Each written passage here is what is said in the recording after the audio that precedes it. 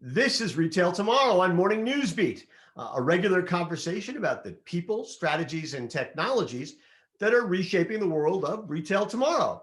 I am joined, as always, by my Retail Tomorrow partner in crime, Sterling Hawkins, who's the co-founder and co-CEO of CART, the Center for Advancing Retail and Technology. Sterling, how you doing? Great. Good to be back at it. Good to see you, Kevin. It's been too long. And we're pleased to have as our guest today, Josh Lawler, who is a partner in the Los Angeles law firm of Zuber Lawler. And within the firm, he is a leader in their new technology group. And I'm going to read this to make sure I get it right, which focuses on cutting edge projects within the blockchain, artificial intelligence, robotics, biotechnology, nanotechnology, virtual augmented reality, Internet of Things, cybersecurity, and related technology spaces. All stuff I don't really understand. I am the head geek, is what that translates. We're talking to the right guy right now. So today, Josh has consented to give us a lesson in cryptocurrency and explain why it's relevant to mainstream retailing. So Josh, welcome. Thank you very much, Kevin. I appreciate it. So first question, okay. Explain cryptocurrency to me like I'm a 10-year-old, although I do have to add to that, a 10-year-old would probably get it. So Sure. What is it? What is this thing exactly I keep reading about? Sure, happy to. So, there's a lot of different answers. At a basic level, if you think about, money, what you're used to currency, it's what we call fiat currency. And that means, it's issued by a government. There's a sovereign, entity behind it. So the US dollar is obviously the one that we're most used to. Cryptocurrency is not issued by the sovereign entity. And you get to the question of like, okay, well, how do we know that it works? Why does it matter? Why are people getting behind it? And the answer is that there's a software architecture that is set up to incentivize the proper kind of validation and accounting of transactions. And most people would call that the blockchain. And I don't want to get into describing exactly how a blockchain works because a 10-year-old is not going to get that. But what I can tell you is that compared to kind of the central, Fed, bank, those types of places, if you go back to the dawn of human existence, the guy in the cave counting the mammoth steaks and the berries would be what we would call a centralized ledger, which is kind of like, the Fed. And everything since that time has really been about centralized ledgers. There's always one or two people that have the books, they have the control, they have the power, all that other kind of thing. What's really happening here is because of this software architecture, that ledger is now in the hands of thousands of different people who are all operating. Every node on a blockchain has that ledger. So the way cryptocurrency works is that when you do a transaction, the transaction broadcasts up to all of those nodes who all have the ledger. They verify whether it works or not. Do you actually have the Bitcoin that you say you have?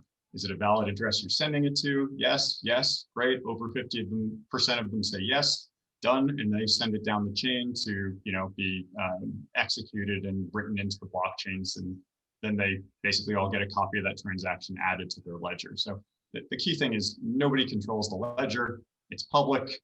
And therefore, not fiat currency, and that's why it kind of works. So that's the short version. So it's like money, but just not controlled by the government. Yeah, it could be seashells, it could be gold coins. I mean, you can think of it as barter if that makes it easier. Certainly, the IRS thinks of it as barter, and they consider it property. But that's that's pretty much it. And like the US dollar, there isn't anything backing it other than the fact that people trust it for what it is. Got it. Makes sense to you, Kevin? I just assumed that the US dollar was backed by something. I mean, we're not on the gold standard, but it's okay. Now you've really got me. You got me worried now. Well, it's fiat. I thought those $12 in my wallet mattered. There's a reason they call it fiat currency. It's currency by fiat. It's not backed by gold anymore and hasn't been since 1970, whatever. So that's, and that's really where this all developed out of, the whole cryptocurrency kind of thing, if you will, started after the last financial crisis, and somebody, figured out how to do this and just set it up and running, and it runs on itself. How are values set? I mean, the thing is, you just said somebody started it. I gather that the beginnings of cryptocurrency are sort of like mysterious, right? I mean, we don't really know who started it, right? Well, yeah, there's some guesses, and Satoshi Nakamoto is the terminology for the person who released the first white paper in software. There's a good shot that more than one person was Satoshi working together. And that's Bitcoin specifically. That's Bitcoin specifically, and Bitcoin is, technically speaking, it's not the first time this was done, but it's certainly the first one that caught on. I mean, in terms of what the value is, it's actually very much the same as the dollar. The value is what the market says it is, and that's why you have inflation and deflation. Go ahead, Sterling. You were gonna. Well, so I was kind of giving a minute for you to make sure it's sinking in, because I played around with Bitcoin a little bit, and this is an embarrassing story, but it must have been 6-8 years ago that I bought some Bitcoin. I was running an agency at the time. We had a tech company come in, and it had something to do with cryptocurrency, and he showed me how to buy it. And I put in 25, 30 bucks. I didn't really think much of it. Thought it was pretty cool for a couple of weeks because I was on the leading edge of things, and then totally forgot about it for years. And next time I noticed it, Bitcoin was up to like 10 grand, 15 grand, something like that. And I don't have a clue how to get it. And I think, Josh, I'm out of luck, right? Like that's just gone. Come on, Josh, you're a lawyer. Can I hire you to get it back? Well, not me. There may be some people. So here's the thing. Probably if you don't have kind of your private public key for your wallet, it would be tough. Like the Bitcoin itself is not gone at all. It's in the blockchain. It's accounted for. The last transaction of it is still sitting there. But how to get you access to it is beyond me. That's a technical piece of it. And certainly there's a lot of Bitcoin out there that's kind of locked up in the sense that, the way to get at it is lost in, it's a good bridge to what you guys are talking about, because that problem is one of the biggest problems with adoption historically. And the entire kind of distributed ledger technology, digital asset community understands right now it's about user interface, and they have been horrible. And there's good reasons for that. Software engineers don't necessarily look at that first. I myself, I know a ton about this stuff, but man, when it comes to execution, I am an idiot. I have just as much trouble pushing a button to send something of value through the ether as anybody else. It's hard. It's complicated, but that's actually changing. And when you kind of get towards, retail, what's happening here is really, it becomes like an internal combustion engine or an integrated circuit. You don't need to know how it works, and you're not going to see it. It's going to underlie the things that happen that you understand because they have a nice, pretty user interface, and they're easy to do, and it's push a button. And you don't know how the credit card machine that you've got at your counter works either. You just know that it does, and that's where we're going. Are all cryptocurrencies created equal? I've always had the sense that Bitcoin is somehow different than others.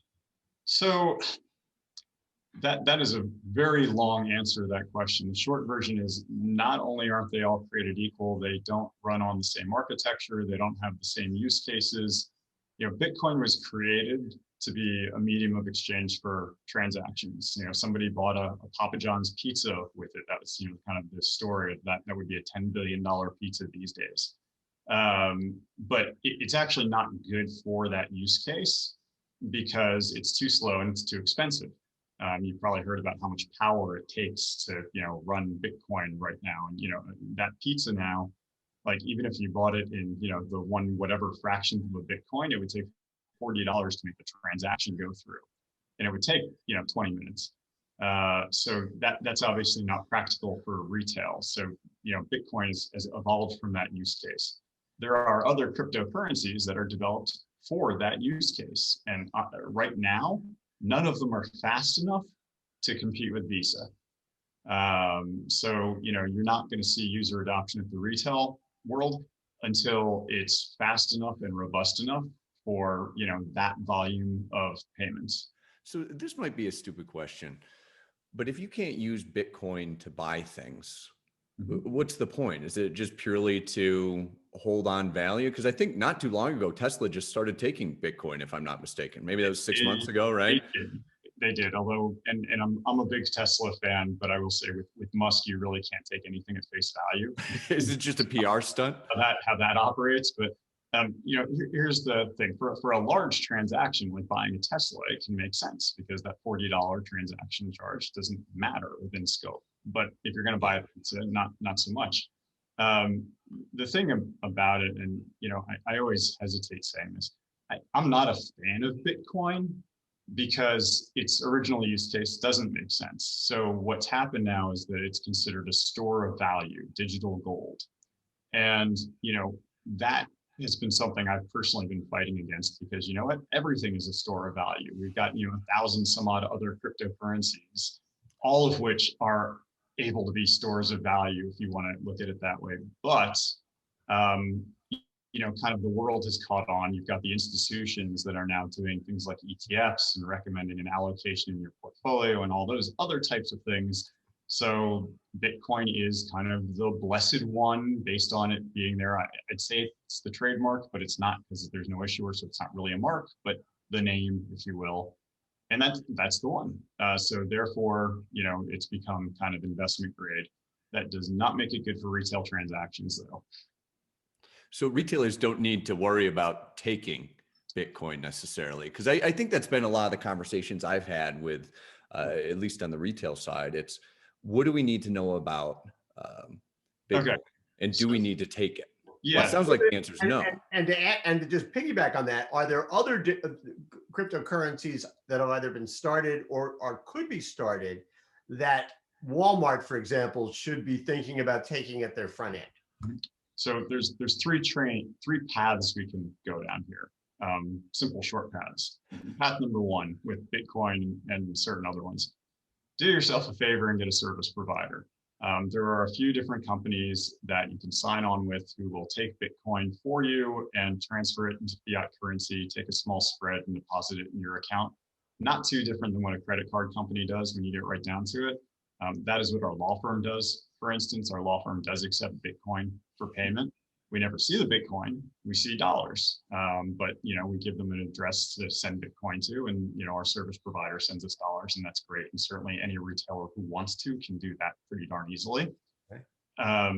In terms of Walmart, Walmart has been very, very active in the space. They've got all kinds of patents.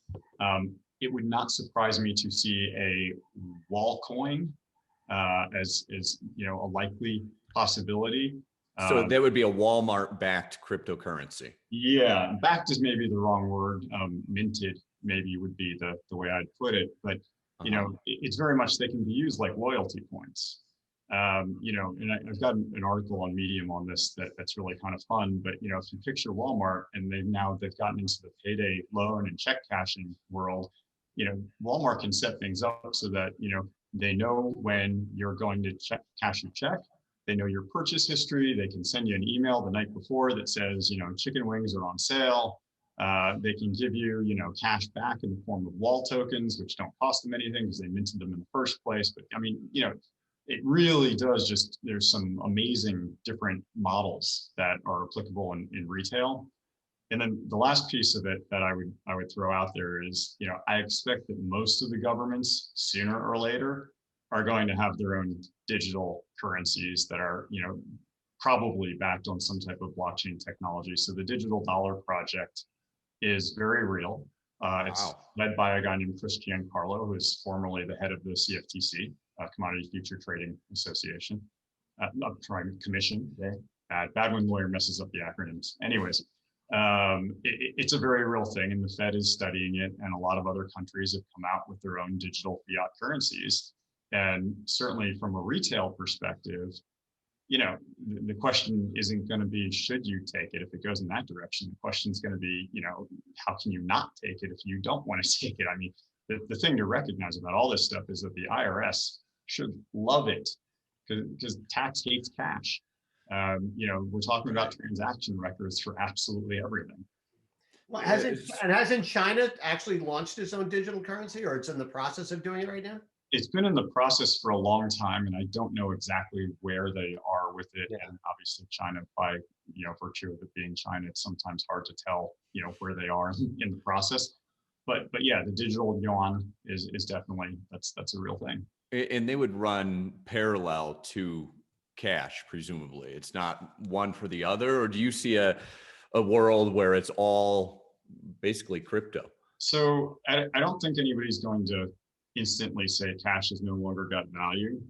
I do think that the convenience level of using cash will get to a point where it becomes more and more difficult. There's certain types of businesses that are cash-based businesses, and they just are. And banks recognize that, and if you walk in the door with cash, that's great. But I don't think they see it too frequently anymore. Oddly enough, one of the places they see a lot of cash coming from is Bitcoin ATMs. We have some clients that are in that business. I'm sorry. There are Bitcoin ATMs around. Oh yeah, lots of them. Where are these things? Malls, gas stations, 7-Elevens, wherever you would normally find it. And it's a funny kind of business, and it's not intuitive to me either as a user. That you would go someplace and you'd have, Bitcoin, and you could get cash for your Bitcoin the same way you could get cash for your, out of a debit card. And that I understand. You can do it the reverse way also, though, where you're actually buying Bitcoin from there. And that I don't understand at all, why somebody would do that versus being in the comfort of their own home. But hey, I'm not going to judge. And we have clients in that business. So, yeah. So let's go back to Walmart, and I'll put a link in below the video to the story on Medium. So if Walmart had wall coins, mm-hmm. they could sell the wall coins or award them to people depending on what that person wanted. Mm-hmm. They could then accept it as payment. Mm-hmm. And then could people actually, and is it then conceivable though, if people had a wall coin, that they could actually save those wall coins on the expectation, like with other cryptocurrencies, that they will skyrocket in value? I was with you until skyrocket in value. Okay. Or go up about that one. Okay.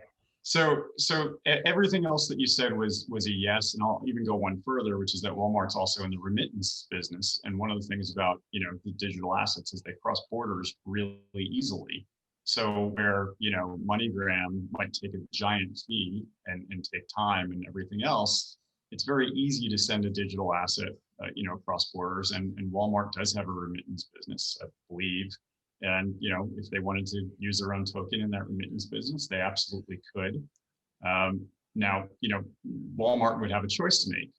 Do they want to keep the wall token entirely internal to Walmart and Walmart systems, which is legally speaking a safer place to be? You're basically a loyalty point at that level. Mm-hmm. Or would they want, the wall coin to get out into the world and be available on cryptocurrency exchanges, which is certainly a bigger thing from a regulatory perspective, but at the same time enables doing what you just said, which is somebody could in fact have, a bunch of wall coins hanging around that they consider to be an investment, which is why it's a bigger deal, right, from a regulatory standpoint. Well, it's fascinating because Walmart has been wanting to get into the financial services business forever and has been stopped by lobbyists who work for banks. And mm-hmm. It is in so many ways a way to circumvent that. And you could imagine people creating savings accounts based on wall coins and maybe other cryptocurrencies that they then could use to buy, they could buy, a Diet Coke at Walmart, but they could also use to buy houses and cars and pay for college education. Right. You can buy a Tesla with Bitcoin. It's the same thing. Recognizing we want to kind of keep this to the 10-year-old that we're talking to, but this stuff is a lot of fun. One of the things that people really kind of miss about digital assets is that the same token can be more than one thing at a time, and it can also change in character over time in terms of it might start out as a security and become a commodity, which is kind of what we shoot for. And at the same time, it can be, used as a loyalty point with a use case in Walmart as being, just within Walmart. And at the same time, somebody could have a bunch of them in its digital wallet. And, if they go up in value, then great. And depending on how Walmart sets up the wall coin, and this is way beyond the 10-year-old level, what the tokenomics are, it may or may not be a decent investment. It's possible that's a horrible investment. It's hard, it's possible again, I could go into it and it takes us up a few notches in terms of the explanation point, but I don't want to say that just because Walmart issued it, it's a good investment. Right. They would have to design it in a way that would make sense. So let's talk about the value for a minute, because fiat currency, at least in most countries, it's pretty established. I can buy a Coke for $1.25, and it might be $1.40 in 6 months from now, but it's relatively stable. Bitcoin, the jumps up and down can be tens of thousands of dollars. And, I assume that's just attributable to the market, but how do you kind of manage that or work with your customer around that? Yeah. And that's one of the big issues in terms of using it from a retail perspective. And for a lot of reasons is the volatility. And the kind of digital asset community's answer to that has been a thing called a stable coin. So there's something, USDC, which is, I think, Coinbase put out. There's something called Tether, which, has had some level of controversy around it, but nonetheless, both of those are pegged to the US dollar. And supposedly there's dollars in a vault someplace representing each token so that somebody can go and have a digital asset that they can use on a cryptocurrency exchange or wherever and not have, the volatility unless they want to own Bitcoin and have the volatility. Now that's in terms of Bitcoin itself, if you look at what the market cap actually is for, all of digital assets put together, Bitcoin and everything else, it's about $2 trillion right now. And if you put that up against the market caps of anything that you're used to talking about from an investment perspective, gold or stocks or anything like that, $2 trillion is nothing. It's tiny. It's a fraction that doesn't even measure. So when you've got a bunch of institutions that are starting to look at Bitcoin as a thing to stick in people's investment portfolios and that you want some level of exposure to, and you've got a finite number of Bitcoin out there in the world, and that's how value is driven on these things is scarcity, basically. It doesn't take a lot to start thinking, okay, the price of Bitcoin is probably going to go up a lot. And in fact, last year it went up by about 20x. And well, I guess I included Q1 of this year in that statement. I'm thinking 3,000 to 60,000. Now, is it going to do that again? Don't know. When is it going to do that again? Don't know. Is it going to have a massive pullback first, like it did in 2017? Certainly possible. Don't know any of those things. And people have to do their own research and everything else of that nature. But kind of in a long-term type of thing, I don't know if it's Bitcoin necessarily, but the world's going to digital assets. And shares of stock are going to be digital assets. There's no paper anymore. So not any good, so we're all going to hear from our investment advisors that you should have some in stock and you should have some in bonds and you should maybe have a little real estate and you probably want to have a little cryptocurrency. That's going to be a way of rounding out your portfolio. That is happening. And again, I'm not an investment advisor and I won't speak for them. I will tell you that my investment advisor certainly says that. Right. All right. I have one last question to ask you, and you actually used the acronym before, and I think it takes us away from cryptocurrency a little bit, but I don't understand this one either. And you're a lot smarter than I am. What the hell is an NFT? Oh, sure. We're going to have to do another podcast on that. Give me 30 seconds. What the hell is an NFT? Here's the thing. So NFT stands for non-fungible token. And before I get into exactly what that is, I will say that my belief is that this is going to be the bridge that actually brings all of digital ledger technology mainstream, because it's going to be something that my 7-year-old daughter is going to be interested in. I'll explain.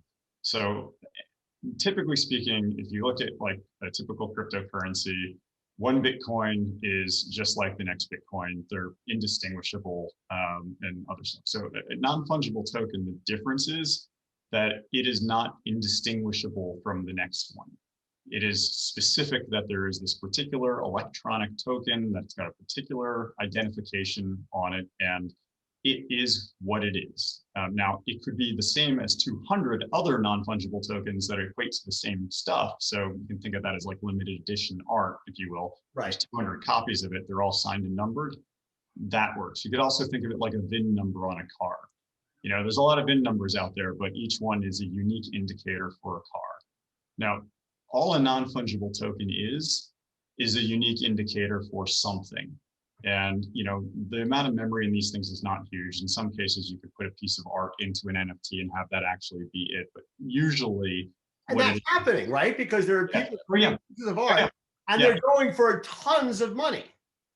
Well, some of them are. Some of them, not all of them. Yeah, there's there was a crazy. New York Times article about NFTs that then got sold as an NFT for thousands of dollars. Yeah. I know what we can sell this for, Sterling.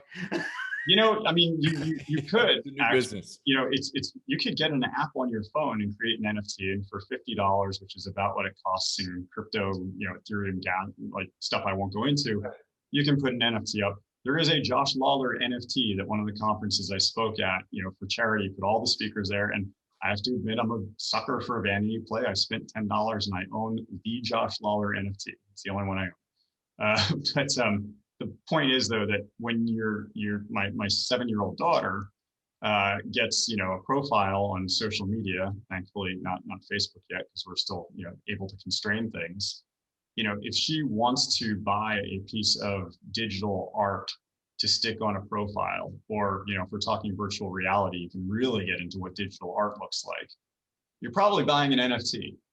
That's probably the methodology for buying and selling stuff. And in all of content distribution, you know, everything from that virtual reality stuff down to, you know, a Play tablet can be purchased and sold via NFT without shipping anything. And also, you know, other conversations, but there's advantages for an author in terms of being able to be paid royalties on a go-forward basis that make them very attractive. So the thing is, we're all going to be buying and selling NFTs. That's going to be the killer app, much more than fintech. The killer app's going to be NFTs. Everybody's going to play, and again, it's going to feel easy. It's like, oh, I bought that comic book, button push. You actually bought an NFT. It's actually being stored in an NFT wallet and all that kind of stuff under this behind the scenes that my 7-year-old daughter doesn't need to know about. Well, what you really need to do is have your 7-year-old daughter create a piece of art, sell it as an NFT, and then use whatever she makes to fund her college education. I mean, pretty on. Sorry. No, I mean, but you're not wrong. It's open to that type of thing. And, you know, you could look at the kind of YouTube influencer, and for a generation, like, what do you want to be? I want to be a YouTube influencer, and some of them make, you know, silly amounts of money. And that was, you know, facilitated by, you know, cheap video equipment that was a decent quality that you can now do a vlog, and, you know, anybody who wants to can create something of quality if you want. That was not meant to be a slam. No, that's all right. I realized what you're saying. I'm like, no, I didn't mean that. But anybody who wants to. So the thing is that, you know, as the tools get better, as it gets less expensive to be able to get at things, yeah, you know, like somebody's 7-year-old, I don't know if it's mine or not, but somebody's 7-year-old is going to be some kind of a savant and is going to create digital art. And yeah, they can sell it as an NFT. And, you know, that is what it is. Well, Josh Lawler, this has been fascinating. My head's ready to explode a little bit at this point, because you've taught me all this stuff, and now I realize how much more I have to learn. So I appreciate you doing this. I hope we can have you get back at some point as this stuff unfolds. Sterling, always great to see you. And and thank you, Josh. And we'll see everybody next time on Retail Tomorrow. Take care, everybody. Thanks, Sterling. Bye-bye. Bye.